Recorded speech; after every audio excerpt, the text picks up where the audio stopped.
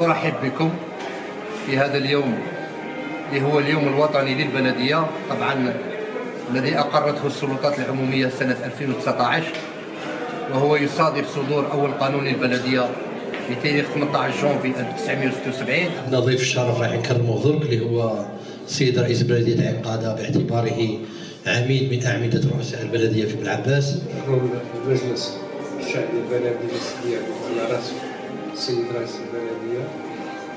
أما بعد أتقدم بالشكر الجزيل لرئيس بلدية سيدي يعقوب وأعضائه ونوابه على مجهوداتهم الجبارة ووقوفهم الدائم مع المدارس وسعيهم الدائم. وفقكم الله لما يحب ويرضى. كل عام وانتم بخير إن شاء الله. باسم المدرستين نقدم هذا التكريم الرمزي للسيد رئيس بلدية سيدي يعقوب.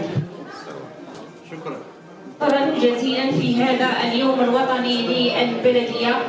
كل الشكر والتقدير لكل الموظفين. البلدية تفتح قلوبها قبل أبوابها لكل فعاليات المجتمع المدني والمنظمات والأحزاب السياسية، إيمانا منا بأن الوحدة هي التي تصنع الفارق.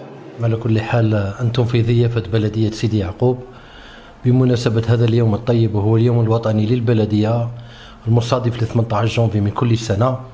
طبعا هي مناسبة أغتنمها لأزف تحيات التقدير والاحترام لكل رؤساء بلديات الوطن بصفة عامة، ولبلديات رؤساء بلدية ولاية سيدي بلعباس بصفة خاصة.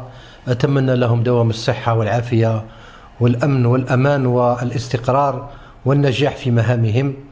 طبعا بلدية سيدي يعقوب كما دأبت عليه العادة في مثل هذه المناسبات الطيبة أعدت برنامجا ثريا تمثل بالأساس في تنظيم أبواب مفتوحة حول البلدية. هذه الأبواب المفتوحة التي من شأنها أن تعزز ثقة المواطن بإدارته وأن تقربه إليها. هذه الأبواب المفتوحة تمثلت في حصيلة مصالح البلدية والأعمال والمهام المنوطة بكل مصلحة، مدعمة بالعتاد والصور، وكل مصالح البلدية قدمت هذه الحصيلة وشاركت في هذه الأبواب المفتوحة، ابتداء من المصالح الحالة المدنية إلى المصلحة البيومترية، مصلحة الشؤون الاجتماعية، حتى الحظيرة هي كذلك كان لها شأن في هذا